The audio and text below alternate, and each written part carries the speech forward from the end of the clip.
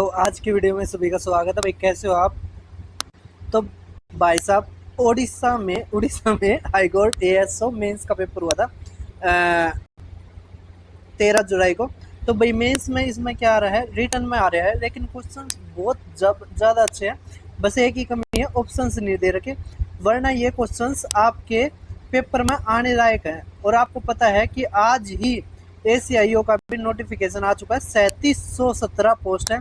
तो भाई अच्छी वैकेंसी है और ये पेपर में ACIO में रिपीट होने के पूरे चांस है। काफ़ी अच्छा पेपर है, 10 क्वेश्चन है, आराम से करते हैं एक एक को समझते हुए। काफ़ी अच्छे क्वेश्चंस आए हैं। तो उससे पहले आपको ये PDF और जो इसका ऑफिशियल पेपर था उसकी PDF मेरे Telegram channel maths by Deepak Sharma पे मिल जाएगी। जैसे कि आप देख पा रहे होगे, ये रहा है इंग्लिश का भी, मैथ का, जीके का, ठीक है। उसके अलावा जो भी देखो, ये रहा, ये नोटिफिकेशन आया है, 3717 पोस्ट है, UR की 1500 है। तो काफ़ी अच्छी वैकेंसी आई है, आगे आने की बहुत ही कम चांसेस है। 18 से 27 आपकी उम्र होनी चाहिए।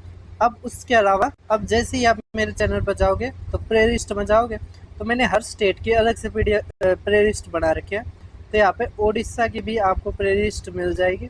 उसके अलावा हाई कोर्ट की भी बना रखी है, यही ओडिशा एग्ज़ाम्स। तो 6 एग्ज़ाम मैंने करवा रखे हैं, 7वां ये रहा।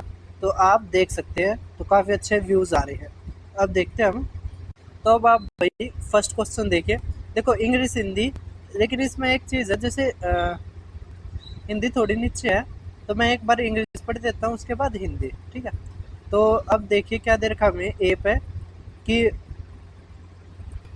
जो मीडियन ऑब्जर्वेशन 11, 12, 14, 18, एक्सप्रेस में 2, एक्सप्रेस में 4, 30, 32, 35, 41, वो असेंडिंग ऑर्डर में कर रखी है। तो उनका जो मीडियन है ना वो 24 है, मतलब इनका जो माध्यिक है वो 24 है। तो एक्स ज्ञात कीजिए। बहुत आसान सवाल है, आपके पहले भी SSC रेलवे एग्जाम्स में आया है, स्टेट PCS में आया है और स्टेट एग्जाम में भी आया है। अब देखो 11, 12, 14, तो देखो 2, 2, 4, 2, 6, 2, 8, 2, 10, 10 संख्या है ना। तो 10 संख्या है, इवन नंबर्स है। तो हम लास्ट में 3 काट देते हैं, फर्स्ट के 3 काट देते हैं, ठीक है। अब यहाँ से 30 काट देते हैं, यहाँ से 18 काट देते हैं। हमारा यहाँ पे बच गया x जमा में 2 और x जमा में 4। इनके बीच का जो होगा ना वो हमारा मीडियन है। तो इनके बीच का क्या आ जाएगा हमारा, x जमा में 3। तो x जमा में 3 आ गया हमारा 24। तो यहाँ से आ गया x हमारा 21। तो 21 हमारा आंसर, ठीक है। तो हमारा A पार्ट होता खत्म। अब देखिए B पार्ट में क्या कह रखा है, P। अगर मीन है ना इनका वो 20 है ना। तो हमारा बताइए P की वैल्यू। तो अब कुछ नहीं है, ये मीन वाला सवाल है ना, जो आप 10th में पढ़ कर रहे हो। तो ये दे रखा हमें x, ये y। अब इसमें जो फार्मूला होता है, तो mean x bar equal to हमारा आता है सम ऑफ, है ना, सम ऑफ x और y, एक्स आई लिख लो, वाई आई लिख लो, अपॉन सिग्मा वाई आई, ठीक है। इसका मतलब होता है सम। अब देखिए यहाँ से गुणा करोगे आप 30 आ जाएगा, आगे 51 आ जाएगा, आगे हमारा कितना आ जाएगा 1976, आगे हमारा कितना आ जाएगा 100p जमा में 5p स्क्वायर, ठीक है, जमा में 23 छिक्के, तो 6 × 18, 6 × 12, 13 बटे में वाई आई का जोड़। तो 3 और 2 5 और 4 9, 9 और 6 15, 15 जमा में 5p, ठीक है। और ये हमें बराबर दे रखा है, मीन कितना दे रखा है इसका 20, तो 20, ठीक है।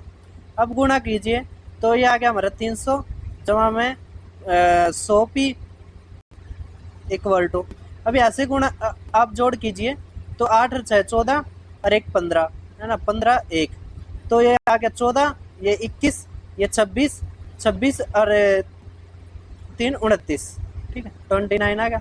जमा में ये आ गया हमारा 100 पीस और ये आ गया हमारा 5p स्क्वायर, ठीक है।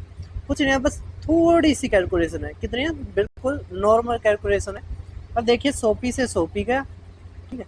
यहाँ पे आप घटाओगे तो हमारा आ जाएगा 5 = 5p स्क्वायर, 5 से 5 गया, p हमारा आ गया ±1, ठीक है। तो कह रखा हमें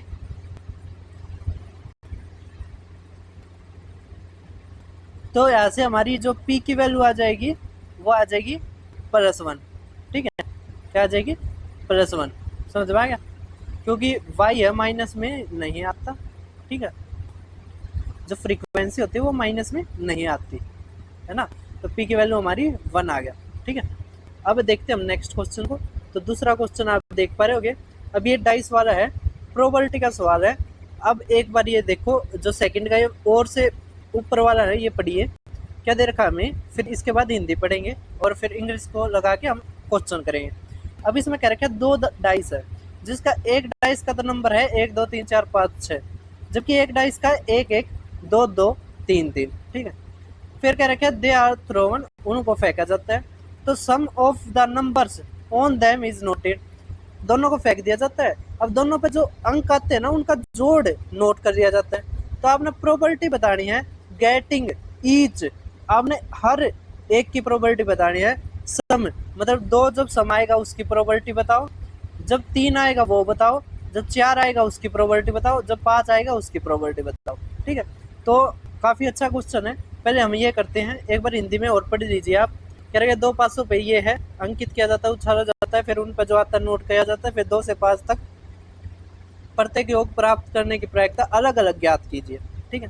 तो अब कुछ नहीं है, अब देखिए हम इसको नीचे कर देते हैं, ठीक है।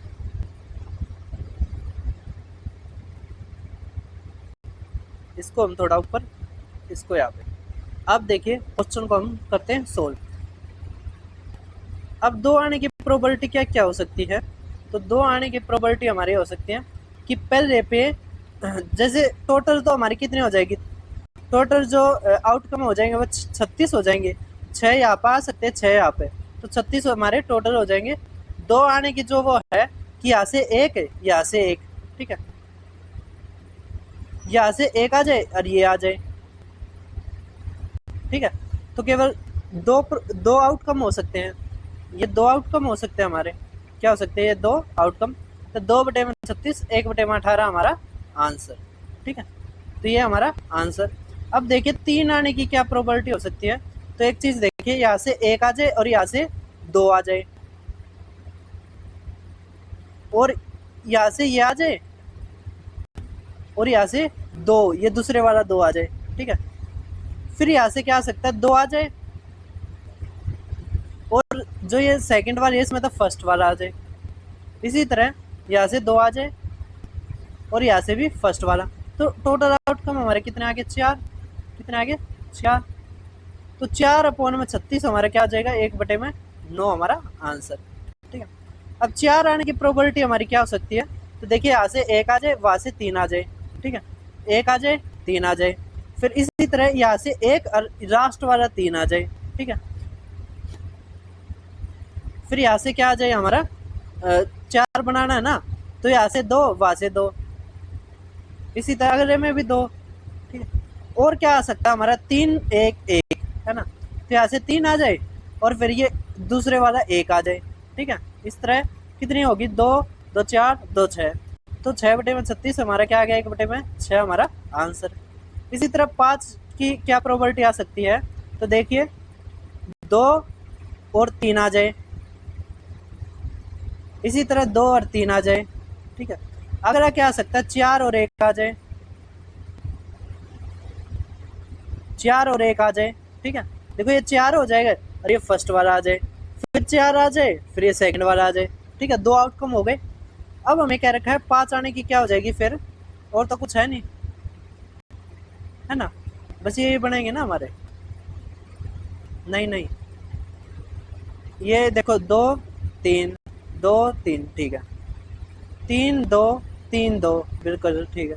अब ये अगर मान लीजिए लास्ट वाला है ना, कि जो ये 3 आ जाए यहाँ पे,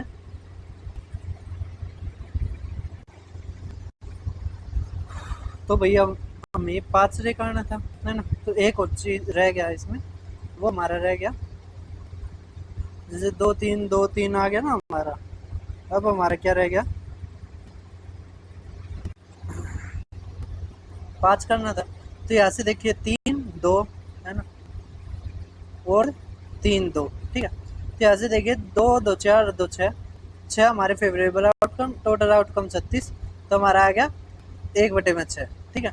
तो हमारे 2 सम आने की प्रोबेबिलिटी होगी 1/18, 3 आने की 1/9, 4 आने की 1/6, 5 आने की 1/6। ठीक है, ये निकालने को कहा था, हमने निकाल दिया।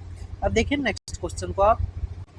अब आप नेक्स्ट क्वेश्चन देख पा रहे होगे, कह रखा है एक बैग है जिसमें 5 रेड बॉल और कुछ ब्लू बॉल है।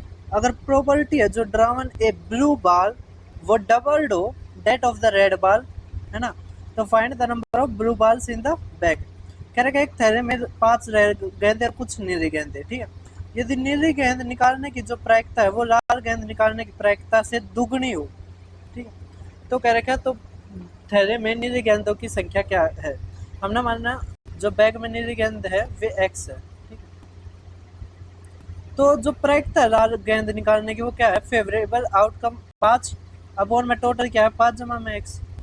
इसी तरह नीली बॉल निकालने की जो प्रायिकता वो x मतलब फेवरेबल नीचे टोटल 5 जमा में x। अब कह रखा है कि नीली गेंद निकालने की प्रायिकता लाल गेंद निकालने की प्रायिकता का दुगना है। मतलब अगर लाल में दुगना कर देवे तो ये बराबर आ जाएंगे। तो देखो ये कट गया हमारा, तो x आ गया हमारा 10। इसका मतलब नीली गेंद कितनी थी हमारी 10, कितनी थी 10। ठीक है, अब देखते हैं हम नेक्स्ट क्वेश्चन को।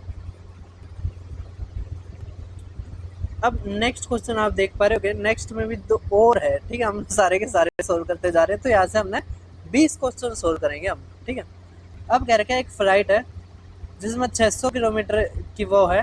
अगर एक एयरक्राफ्ट को स्लो कर दिया जाता है बैड वेदर के कारण, तो एवरेज स्पीड है जो ट्रिप के लिए वो रिड्यूस्ड हो जाती है 200 किलोमीटर प्रति घंटा। तो जो टाइम है वो इंक्रीज हो जाता है 30 मिनट से। तो find the original duration of flight. कह रखा है कि 600 मीटर की उड़ान में खराब मौसम के कारण एक विमान धीमा हो गया, यात्रा के लिए उसकी औसत गति। तो भैया अब आप थर्ड क्वेश्चन देख पा रहे होगे। अब थर्ड क्वेश्चन को हम कैसे करते हैं समझो। देखो ये पेपर में बहुत ज़्यादा बार आता है, इसमें कुछ नहीं होता, हमें सीधा फार्मूला लगाना होता है। वो होता है हमारा डिस्टेंस अपॉन न्यू स्पीड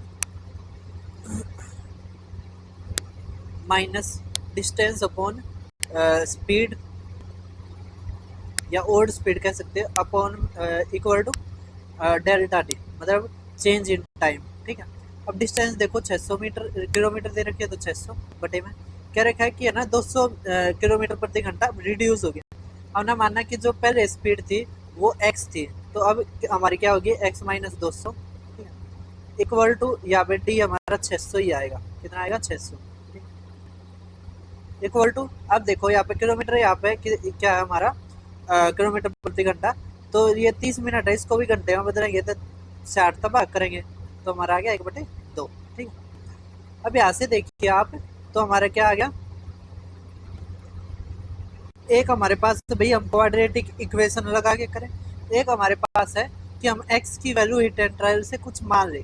अगर 100 मानते हैं तो बिल्कुल भी नहीं होगा, 200 से तो बड़ी ही होनी चाहिए, 300 400 500 है ना, 600। अगर हम 600 मानते हैं तो 600 से करेंगे यहाँ पे 1 घंटा आ जाएगा माइनस। अगर यहाँ पे 600 करोगे तो 400, मतलब हमारा क्या आ जाएगा 3/2। ठीक है, अब यहाँ से करोगे तो हमारा आ जाएगा 1/2 हमारा आंसर। तो हमारी जो स्पीड थी वो कितनी थी 600 किलोमीटर प्रति घंटा थी, है ना। तो अब क्या रखा है ओरिजिनल ड्यूरेशन बताओ, 600 किलोमीटर प्रति घंटा स्पीड है, तो 1 घंटा लगेगा। ठीक है, आपको फार्मूला याद है ना, speed equal to distance upon time. तो उसी से हमारा ये पूरा क्वेश्चन हमने कर दिया। ठीक है, अब आप देख पा रहे होगे बोट एंड स्ट्रीम का नेक्स्ट क्वेश्चन। क्या रखा है इन ए स्ट्रीम रनिंग एट, मतलब ये speed of stream they the 5 kilometre प्रति घंटा। कह रहा है एक बोट 15 किलोमीटर अप स्ट्रीम जाती है और 15 किलोमीटर डाउन स्ट्रीम आती है। इसमें टोटल टाइम हमारा 2 घंटे 15 मिनट लगता है। तो speed of boat still water में बताइए, है ना। तो कुछ नहीं है इसमें, आप हिंदी में भी ये पढ़ रहे होगे। ठीक है, अब इस क्वेश्चन को हम कैसे करते हैं वो समझिए।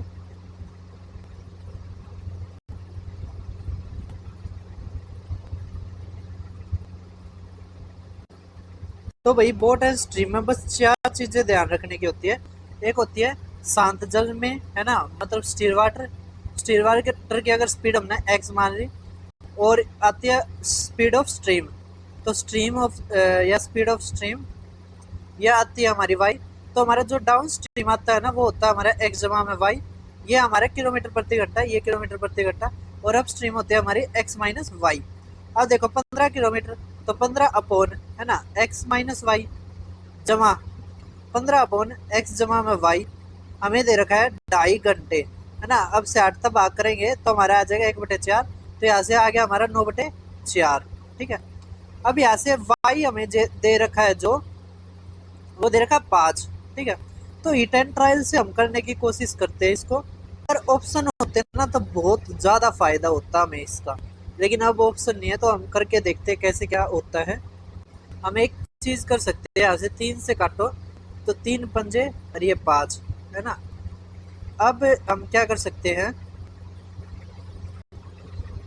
तो भाई इसमें हीट एंड ट्रायल बिना ऑप्शन मुश्किल है और ये मेरे से कट भी गया। अब हम क्या करते हैं, यहाँ पे 5 बटे में क्या था हमारा x माइनस 5 था ना जमा में 5 बटे में x जमा में 5 था, यहाँ पे हमारा था 3/4।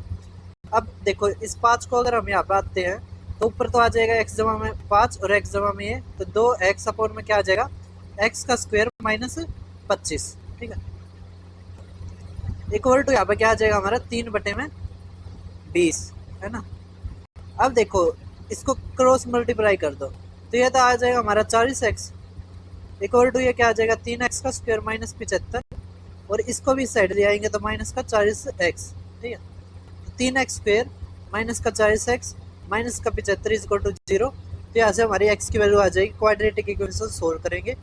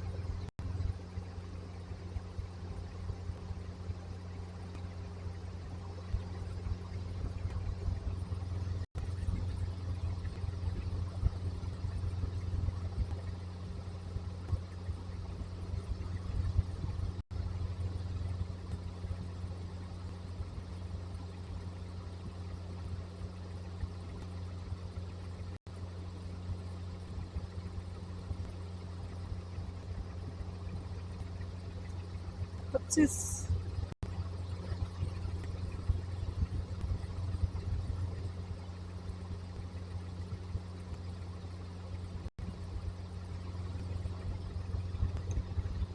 तो भाई यहाँ से हमारा क्या बन सकता है, अब आपने क्वाड्रेटिक इक्वेशन सोल्व कर रखी होगी तो 75 गुणा में 3 गुणा भाग हमारे कितने आनी चाहिए माइनस का 40। तो यहाँ से देखो हमारा बन जाएगा 45 गुणा में 3 कैसे 25 गुणा गुणा में 3 गुणा में 3 तो 5 गुणा में 3 गुणा में 3 गुणा में 5।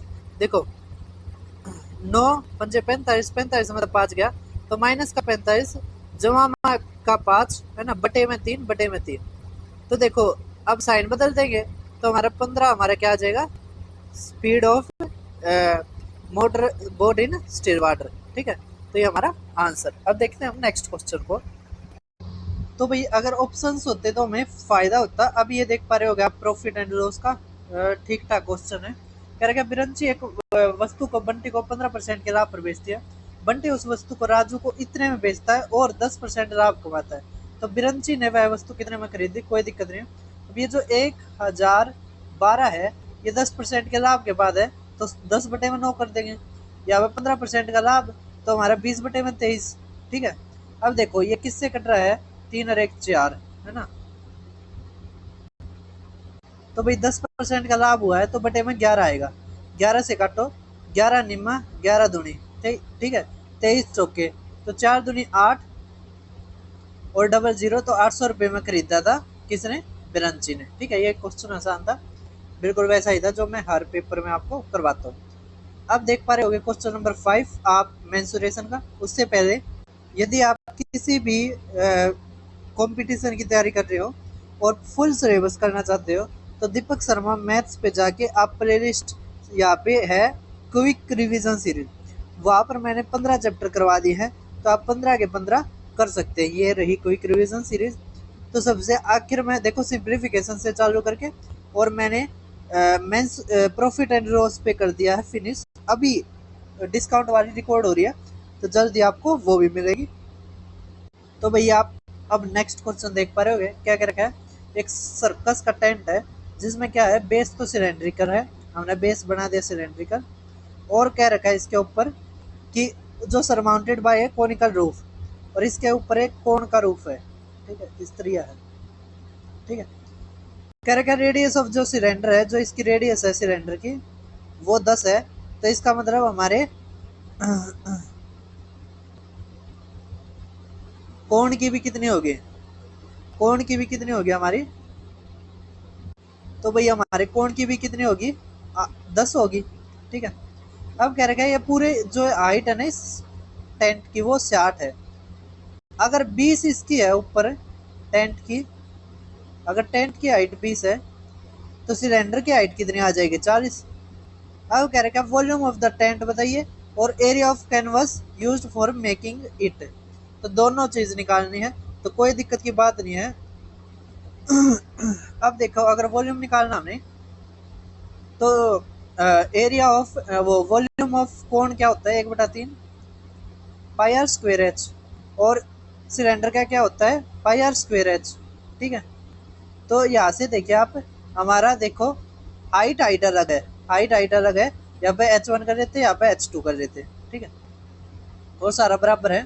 तो आप कॉमन लीजिए क्या पाई लीजिए और आर स्क्वेयर लीजिए, अंदर क्या बच गया 1/3 h1, h1 कितनी है 20, तो गुणा में 20 जमा में h2 कितनी है 40, ठीक है। तो हमारा क्या आ जाएगा 12 ये 140/3 गुणा में 22/7, आर कितना हमारा 10, तो गुणा में 100, ठीक है। तो अब देखिए 7 से काटेंगे तो 2 है ना, अब हमारे पूरा नहीं कटेगा तो हमारा आ जाएगा 44,000/3 हमारा आंसर, ठीक है। सेंटीमीटर मीटर दे रखा है ना, तो मीटर का क्यूब, ये हमारा आ गया वॉल्यूम। अब हमें निकालना कैनवस का क्षेत्रफल, तो कैनवस देखिए कैनवस किससे बना हुआ है, कर्ड सरफेस एरिया ऑफ कौन और curved surface area of cylinder, ठीक है। तो कर्ड सरफेस एरिया ऑफ कोण निकाल जोड़ना हमने, और कर्ड सरफेस एरिया ऑफ कोण जहाँ को curved surface area of cylinder ये जोड़ना है। तो मैं इसको इरेज कर देता हूँ। अब शुरू करते हैं हम अगला जो पार्ट है इसमें। तो अगला पार्ट आप देख पा रहे होगे। अब क्या रखा है कर्ड सरफेस एरिया, तो यहाँ से आर तो हमारा कितना था 10, ये भी 10 था, और सिलेंडर की हाइट हमारी 40 थी और इसकी हाइट 20 थी, ठीक है। तो अब curved surface area of cone क्या होता है पाई आर एल, सिलेंडर क्या होता है पाई 2 पाई आर एच। अब देखो ये पाई आर तो कॉमन है हमारा, यहाँ से एल आ गया और यहाँ से क्या आ गया 2h आ गया, ठीक है। अब एल कितना आएगा, तो हम आर का स्क्वायर जमा में एच का स्क्वायर करते हैं, ठीक है। तो हमारा आ जाएगा 10√5, ठीक है, समझ में आ गया। अब निकाल के देख लेना, या आप कर सकते हैं, देखो 10 है ना, ये 10 गुणा में 1, 10 गुणा में 1, तो 10 तो ऐसे का ऐसा, 2 का स्क्वायर 4 जमा में 1 तो √5 हमारा h आ गया। तो पाई 22/7 ये 10, ये हमारा 10√5 जमा में कितना आ गया 80, ठीक है। तो ये हमारा आंसर, ठीक है, कर दोगे। अब देखते हैं हम नेक्स्ट क्वेश्चन को। तो काफी अच्छे कॉन्सेप्ट के ऊपर क्वेश्चन आए हैं। अब आप ये देख पा रहे होगे इसमें कुछ नहीं है, एज वाला जो दे रखे है ना दोनों के दोनों बहुत आसान है। ये जो सेकंड वाला है ना, अब आरपीएफ के में भी ऐसे ही लैंग्वेज के क्वेश्चन पूछे गए थे। अब आप देख पा रहे होगे ये क्या कह रखा है, sum of the age of a daughter and mother is 56 year. कह रखा है एक बेटी और माँ की आयु का योग 56 है। 4 साल बाद माँ की आयु बेटी की आयु की 3 गुनी होगी, तो बेटी और माँ की आयु क्रमशः क्या है। कोई दिक्कत नहीं है, हमें क्या रखा है। तो अब इंग्लिश में आप देख पा रहे होगे, ठीक है। अब 4 साल बाद 3 गुनी हो जाएगी, अब ना मानना कि एक्स उसकी मदर की एज है।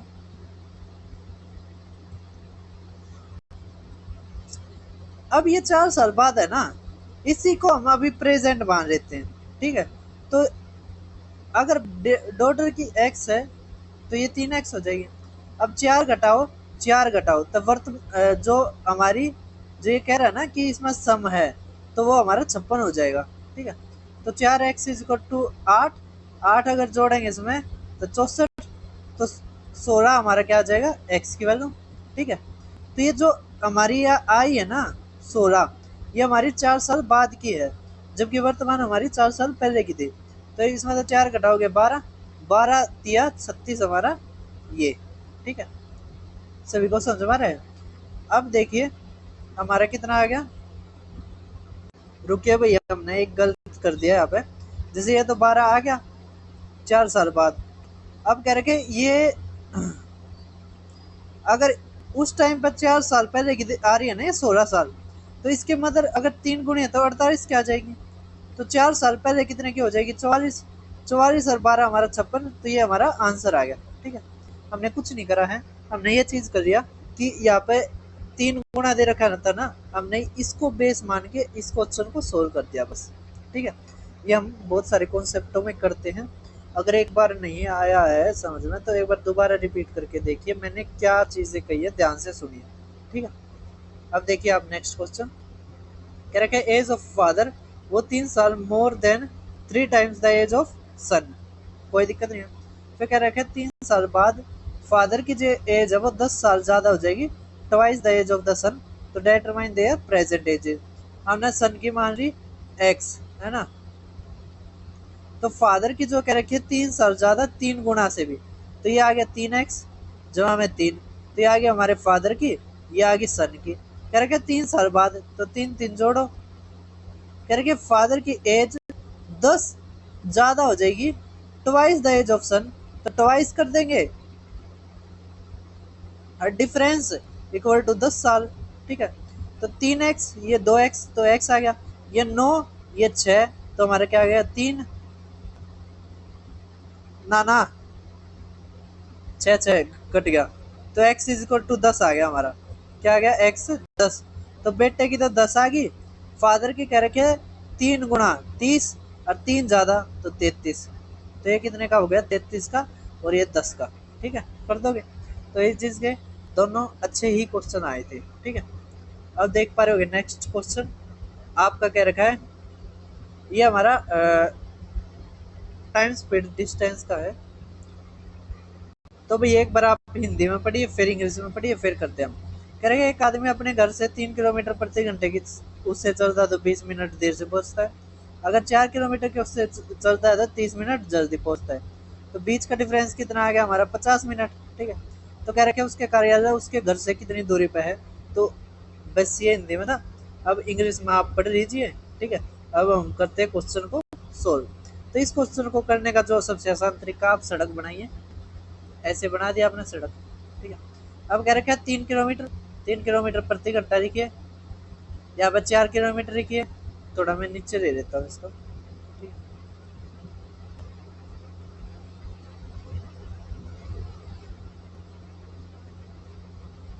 सड़क बनाइए, यहाँ पे 3 किलोमीटर प्रति घंटा लिखिए, यहाँ पे 4 किलोमीटर प्रति घंटा लिखिए, ठीक है।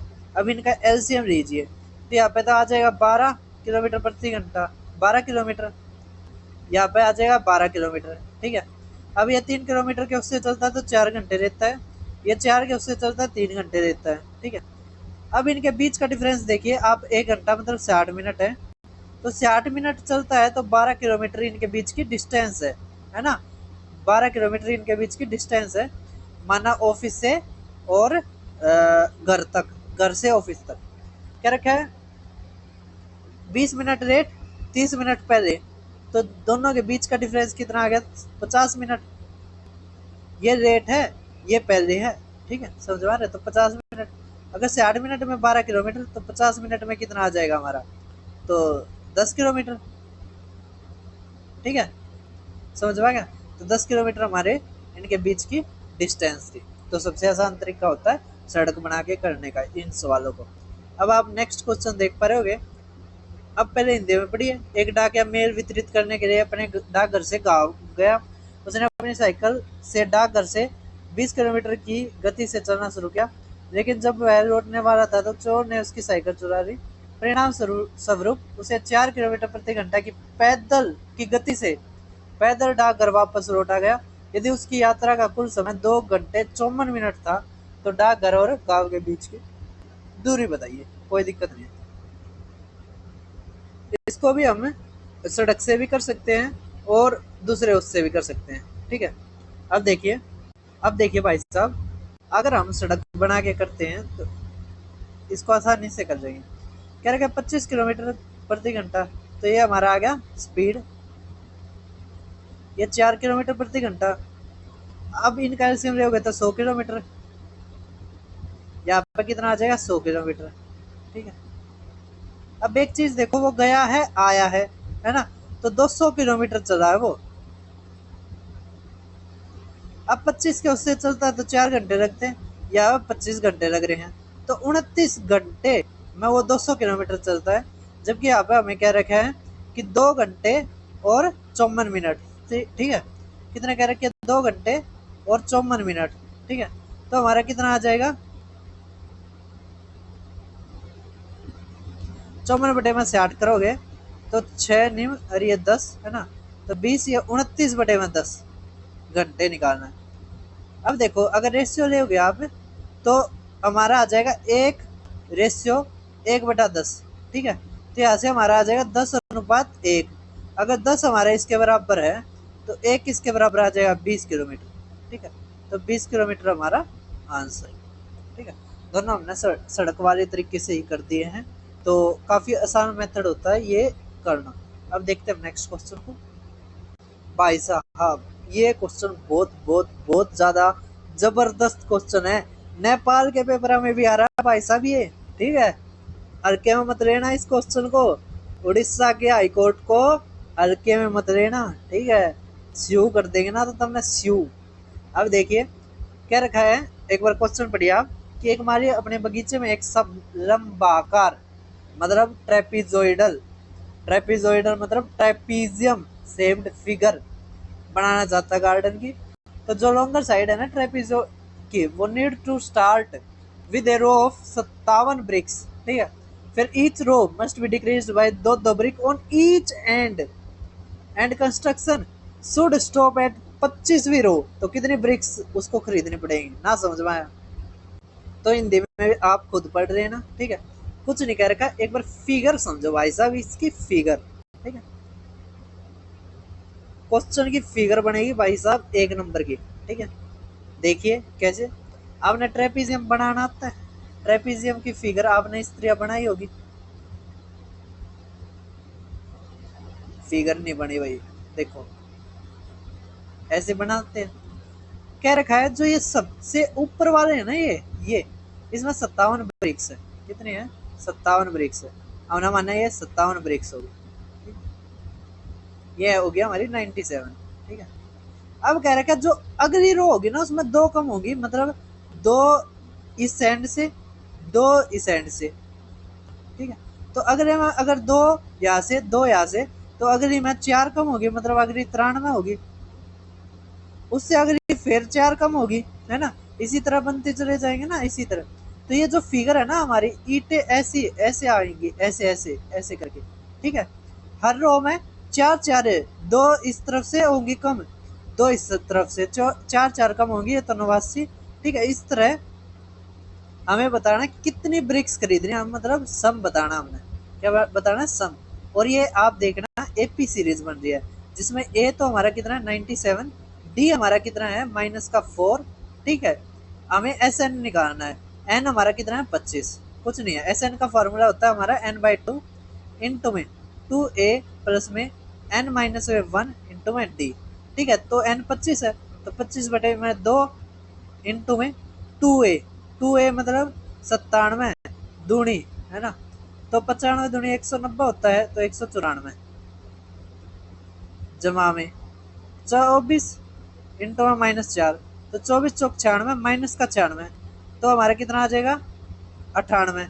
कितना आ जाएगा हमारा, अगर आप 100 घटाते तो 94 आ जाएगा, तो 4 और जोड़ो 98 आ गया, तो 98 आ गया ना, 4 से भाग करो तो 49 आ जाएगा, तो 49 गुणा 25, तो 25 निम्न 225, 25 चौके 100, 100 122 हमारा ये, ठीक है, तो 1225 हमारा आंसर कर दोगे।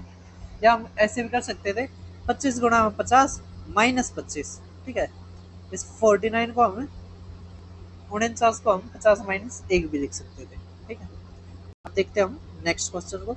काफ़ी अच्छा क्वेश्चन था भाई साहब, मुझे पर्सनली बहुत अच्छा क्वेश्चन लगा, काफ़ी लॉजिकल था, मैं आगे से अपने नोट्स पे ऐड करा करूँगा ये क्वेश्चन।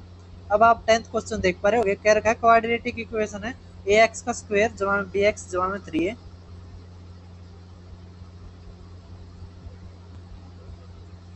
इक्वल टू 0, और कह रखा है ए एक्स का स्क्वायर जमा में 2x जमा में b इक्वल टू 0, ठीक है।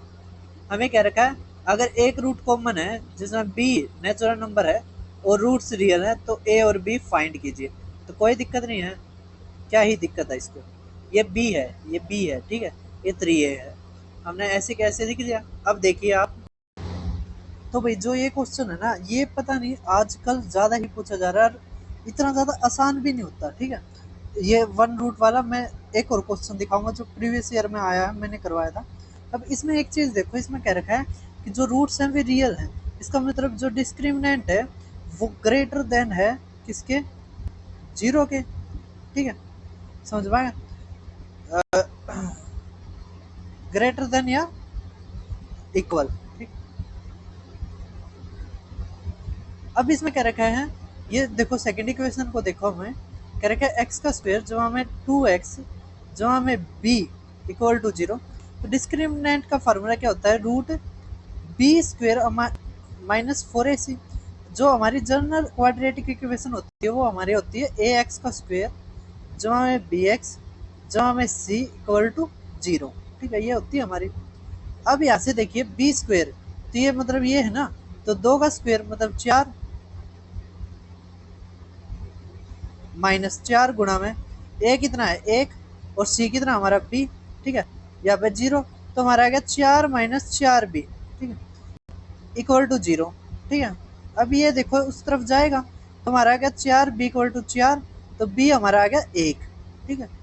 अगर b हमारा 1 आ गया ना, क्या आ गया हमारा b 1 आ गया, तो अगर 1 रखते हैं हमारा, तो हमारा आ गया एक्स स्क्वायर जमा में 2x जमा में 1 इक्वल टू 0। तो यहाँ से हमारी जो इक्वेशन बनेगी वो बनेगी x जमा में 1 का स्क्वायर इक्वल टू 0। तो x हमारा आ गया माइनस का 1, क्या आ गया x हमारा माइनस का 1, ठीक है। अब इसको x का माइनस 1 यहाँ पर रखेंगे हम, तो हमारा आ जाएगा a, है ना, b हमारा कितना था 1, तो माइनस का 1 जमा में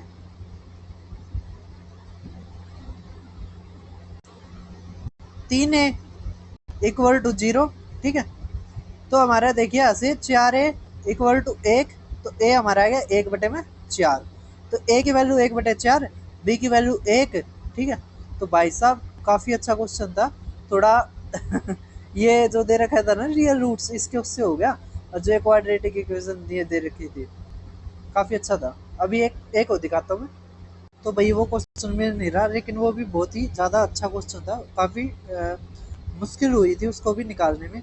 अब 10th क्वेश्चन देख पा रहे होगे, इसमें क्या रखा है, curve orator surface area of A cylindrical petrol storage जिसका डायमीटर तो 4 है और हाइट ये है, तो कुछ नहीं, कर्व सरफेस एरिया निकालना। फिर क्या रखा है, how much steel was actually used, अगर 1/12 स्टील वो वेस्ट हो जाए क्लोज्ड टैंक बनाने में, तो कोई दिक्कत नहीं है।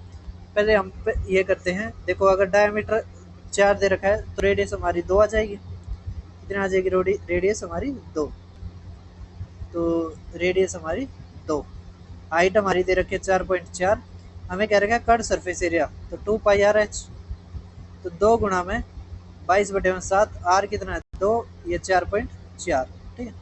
कुछ नहीं, अब गुणा ही करना हमने, तो गुणा करने के बाद आ जाएगा, ठीक है। अब यहाँ पे देखिए कह रखा है अगर 1/12 वेस्ट हो गया है तो 11/12 से बना होगा हमारा, तो हमें वॉल्यूम निकालना है। ठीक है, वॉल्यूम तो क्या आता है हमारा पाई आर स्क्वायर एच। तो पाई 22/7, आर हमारा कितना है 2 गुणा में 2, ये 4.4, ये हमारा आएगा 11/12। ठीक है, तो कुछ नहीं है क्योंकि 1/12 वेस्ट था तो बच गया हमारे 11/12 से बना हुआ है। हमें निकालना है तो हम 12/11 से गुणा कर देंगे, तो 12 से 11 से गया तो 2 है ना, बस हमें गुणा करनी है, तो ये हमारा आंसर। तो दोनों हमारे आसान ही थे। ठीक है, बस थोड़ी कैलकुलेशन कह दो। अब जो ये नेक्स्ट है ना लास्ट वाला क्वेश्चन, ये काफ़ी अच्छा है। इसमें कह रखा हमें कि एक राइट एंगल ट्राइंगल है, जैसे हमने एक राइट एंगल ट्राइंगल बनाई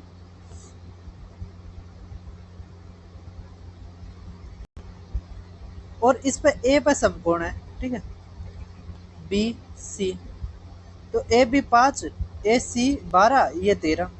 कह रखा है अपने कर्ण के चारों ओर घुमाते हुए, मतलब ये जो हाइपोटेन्यूज है ना इसके चारों तरफ घुमाएंगे ना, तो वॉल्यूम बताइए जो डबल कोण जो फॉर्म। कोई नहीं, कोण की वॉल्यूम निकालो, उसको दुगुना कर दो। तो अब जो ये कोण की जो रेडियस होगी ना, जो रेडियस होगी कोण की, वो तो हमारी कितनी आ जाएगी। तो भाई जो फिगर हमारे बनेंगे ना वो इस तरह की बनेगी जब हम एक कोण बनाते हैं हाइपोटेन्यूज के अराउंड। ठीक है, तो कोण 1 बनता है, कोण 2 बनता है। इसमें जो रेडियस होती है ना, देखो ये आप देख पा रहे होगे, ये हमारा हाइपोटेन्यूज है। ठीक है, तो इसकी जो ये है, ये तो क्या आ जाएगी हमारी, ये तो हमारा आ जाएगा, देखो ये तो आ जाएगा हमारा रेडियस। ठीक है, तो भाई अब देखिए, देखो जो ये है ना ये वाली चीज़, ये इसकी रेडियस बनेगी और ये किसके बराबर होगी, ये देखिए ये राइट एंगल होगा, है ना, ये इसके ऊपर क्या है हाइट होगी। तो जो इसका एरिया होगा ना इस राइट एंगल ट्राइंगल का, तो वो क्या होगा हाफ इंटू में 5 × 12 इक्वल टू होगा हमारा हाफ इंटू में बेस क्या है 13 गुणा में ये हाइट निकालनी है h1, है ना, और ये जो h1 होगी ना ये बाद में रेडियस बनेगी। तो यहाँ से देखिए हमारा क्या आ गया 60/13 इसकी हाइट। अब हमें इन दोनों कोण का क्या निकालना, वॉल्यूम, है ना। तो हमारा वॉल्यूम का फार्मूला होता है हाफ इंटू में पाई आर स्क्वेयर, आर तो सेम होगा तो आर स्क्वेयर इंटू में h1, है ना, पहले का जमा में h2। अब देखो दोनों का जो जोड़ है वो तो 13 ही आएगा, 13 गुणा में, अब ये देखो कितना आ जाएगा 3600 बटे में 13 गुणा में 13, है ना, और ये 1/3 और ये पाई, 13 से 13 गया, 3 से ये, तो हमारा आ गया 1200 पाई बटे में 13। ठीक है, ये हमारा आंसर। काफ़ी अच्छा क्वेश्चन था भाई, मैंने पहली बार देखा है ये, और ये 2017 के सीजीएल में आया हुआ है। ठीक है, कि हाइपोटेन्यूज के अराउंड हमें घुमा देते हैं। ठीक है, एक और क्वेश्चन करवाया था जिसमें एनटीपीसी का ही था, उसमें बेस के अराउंड, बेस के अबाउट, है ना, और एल्टीट्यूड के अबाउट घुमा देते हैं। तो जब भी अबाउट आता है ना तो अबाउट वाला हाइट बनता है, अबाउट वाला क्या बनता है हाइट बनता है। ये चीज़ ध्यान रखना, काफ़ी अच्छा क्वेश्चन था। और अगर टाइम लगा तो मैं इसका और जो बेस के अराउंड और जो एल्टीट्यूड के अराउंड बनाया जाता है तीनों की एक सेपरेट वीडियो मेरे दीपक आलवेज फर्स्ट चैनल पे लेके आने की कोशिश करूँगा। तो भाई वीडियो देखा था, काफ़ी अच्छे क्वेश्चन थे, मुझे काफ़ी मज़ा आया क्वेश्चन करवाने में।